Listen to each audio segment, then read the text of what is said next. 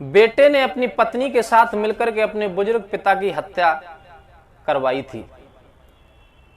जी हां दोस्तों, बिल्कुल आपने ठीक सुना। एक बेटे ने अपनी पत्नी का कहा मान करके अपने सगे पिता की हत्या करवा दी। वैसे तो माँ बाप बच्चे के लिए भगवान से बड़े माने जाते हैं, क्योंकि माँ बाप उस बच्चे को हर वो खुशियां देना चाहते हैं जो उसे उसकी जीवन में जरूरत होती है। माँ बाप अपनी खुशियों को त्याग करके, अपनी खुशियों का बलिदान दे करके बच्चे को पढ़ाते लिखाते हैं। जन्मदाता तो वो होते ही हैं, उसके बाद उसका पालन करते हैं, पढ़ाते लिखाते हैं, हर वो मुकाम पर पहुंचाते हैं जो उसे जीवन में जरूरत होती है।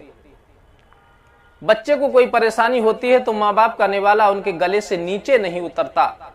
वही माँ बाप के लिए ऐसे ऐसे दरिंदे समाज में हो गए हैं जो उन्हें मौत के घाट उतार देते हैं। अपने 4 दिन से पत्नी क्या आ गई उसके बातों में पढ़ करके अपने माँ बाप को भूल जाते हैं, जिन्होंने उन्हें जन्म दिया है, जिन्होंने उन्हें पाला पड़ोसा है, जो उनकी जायदाद पर रह रहे हैं, जायदाद को खर्च कर रहे हैं। नमस्कार, मैं हूं रितेश कुमार। स्वागत है आप सभी का सच्ची घटना यूट्यूब चैनल में। ये सच्ची घटना जब आप सुनेंगे तो आपका भी खून खौल जाएगा। आप भी सोचेंगे कि ऐसी औलाद भगवान किसी दुश्मन को भी ना दे। ये सच्ची घटना कहीं और की नहीं, इसी उत्तर प्रदेश के डिस्ट्रिक्ट बदायूं की थाना वजीरगंज के में एक गांव पड़ता है जिसका नाम है अमरोली, जहां सतपाल नाम का व्यक्ति रहता था, जो एक शिक्षक था। 2018 में ये रिटायर हो गया था, तो अपने बच्चों के साथ बड़े हंसी खुशी के साथ रहता था। इसके 2 लड़के थे।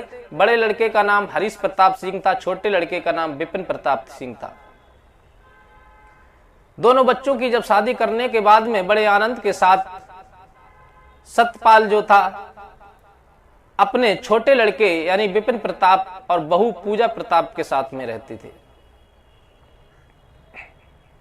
दोनों बड़े आनंद के साथ रह रहे थे, अपने परिवार के साथ सतपाल रह रहा था। लेकिन उसकी बहू जो थी सतपाल की पूजा, उसके विचार जो थे बढ़िया नहीं थे।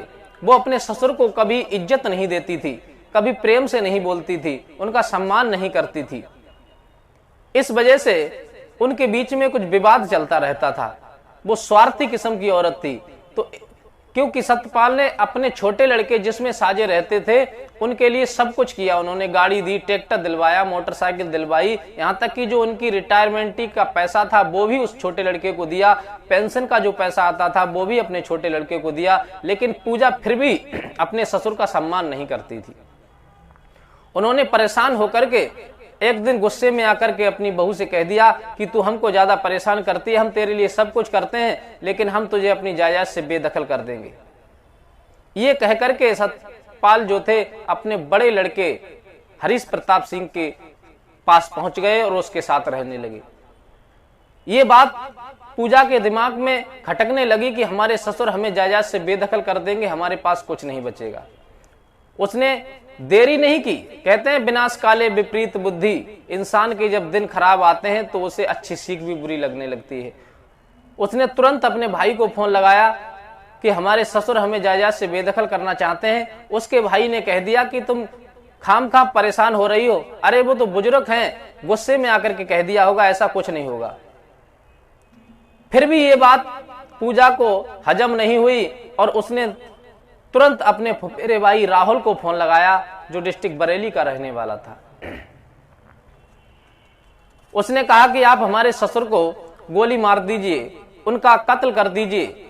राहुल ने कहा कत्ल तो हम कर देंगे लेकिन आपको 2 लाख रुपए देने होंगे। पूजा ने ये बात स्वीकार कर ली कि हम तुम्हें 2 लाख रुपए दे देंगे लेकिन हमारे ससुर का कत्ल कर दो। ठीक है, जब हमारे ससुर घर से निकलेंगे हम तुम्हें फोन करके बता देंगे और तुम उन्हें मार देना।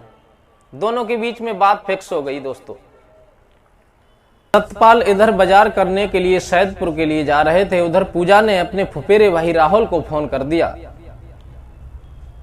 और ये राहुल जो था अपने साथियों को लेकर के गया और 18 अक्टूबर वाले दिन शाम के वक्त इन्होंने सतपाल के ऊपर ताबड़तोड़ फायरिंग कर दी और उसकी वही मृत्यु हो गई। और बौछार करने के बाद में उस भिखारी ने कहा कि तुम इन्हें गोली क्यों मार रहे हो, तो उस राहुल ने उनकी भिखारी की कनपट्टी पर रिवॉल्वर रख दी। कहा कि अगर तू ज्यादा बोलेगा तो तुझे भिखारीपन से भी आजादी दिला देंगे। भिखारी बेचारा चुपचाप बैठा रहा और ये गोली मार करके वहां से फरार हो गए। मंगला देवी मंदिर के पास में भिखारी को उतार करके ये अपने बरेली के लिए रवाना हो गए।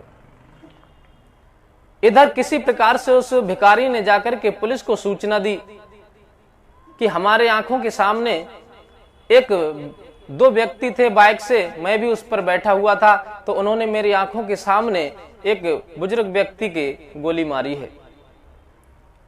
ये बात चारों तरफ आग की तरह फैल गई कि एक शिक्षक टीचर के किसी बदमाशों ने गोली मार दी।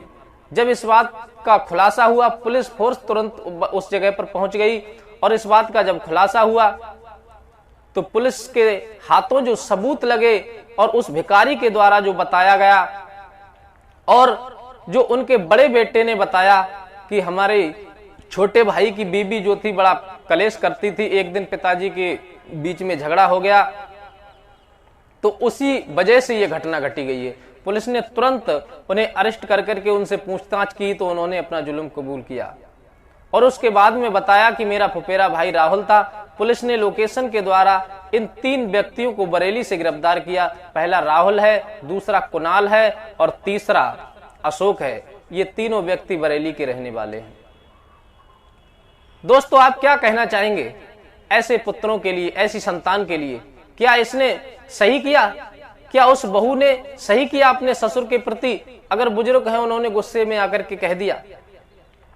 इन लोगों के लिए कौन सी सजा मिलनी चाहिए? ये लोग समाज में कलंक होते जा रहे हैं, बाप बेटे के रिश्ते को कलंकित करते जा रहे हैं, बाप का बेटे से विश्वास उठता जा रहा है। ऐसे लोगों को कौन सी सजा मिलनी चाहिए? आप हमें कमेंट कर करके अवश्य बताएं। मिलते हैं किसी अन्य वीडियो में, तब तक के लिए नमस्कार।